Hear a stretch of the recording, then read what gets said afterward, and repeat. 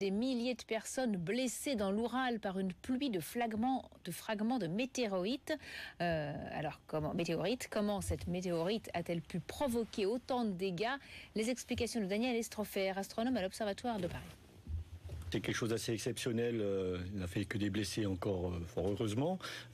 Donc c'est un bolide qui est tombé, qui s'est fragmenté, désagrégé à une hauteur assez basse dans l'atmosphère et qui a pu créer une onde de choc qui va générer donc des dommages, éclatement de vitres, etc. Aussi un bang sonique donc c'est aussi un phénomène lumineux et sonore qui a impressionné la population. Et si on retrouve des débris sur Terre, est-ce que c'est intéressant à analyser? Est-ce qu'on apprend des choses sur l'espace? C'est très intéressant. On retrouve des débris, des météorites. Les débris qu'on va retrouver ramassés sur le sol, les météorites, nous apprennent beaucoup puisque ce sont que des fragments d'astéroïdes qui sont dans l'espace ou qui croisent l'orbite de la Terre. Et donc on va essayer justement de refaire le lien entre ce qu'on peut analyser en laboratoire et ce qui nous vient de l'espace et qui a des millions d'années. Mais généralement, ces météorites se désagrègent un petit peu plus haut dans l'atmosphère. Là, on dit qu'elles se sont désagrégées à 30 km d'altitude. Alors pourquoi?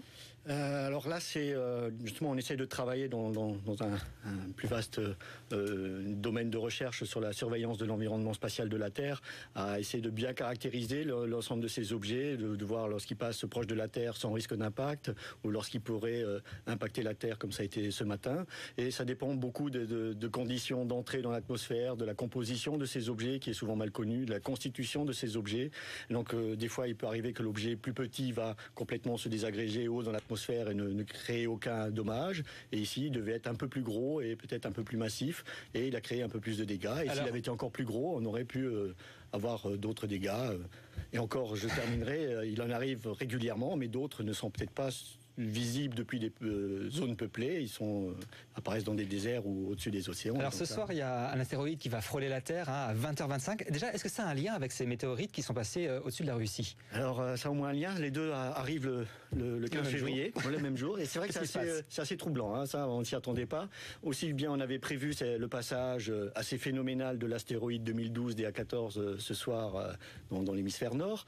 On n'avait pas pu prévoir plutôt ce phénomène de Russie. A priori, il n'y a pas de lien. Des analyses qu'on a pu faire un peu rapidement, il nous faudra quand même un peu plus de temps pour recueillir l'ensemble des données et mieux comprendre la trajectoire de ce bolide. A priori, il n'y a pas de lien, les trajectoires ne sont pas compatibles. Il va passer très près de la Terre. Pas de risque de collision, mais si jamais un jour il y avait un risque de collision, il y aurait des moyens de dévier les trajectoires d'astéroïdes? Effectivement, on a commencé à prendre conscience un peu de ces risques. Bien sûr qu'il y a des risques d'impact, il y en a eu sur des échelles de temps de millions d'années. Alors celui-ci va frôler la Terre en deçà de l'orbite des géostationnaires.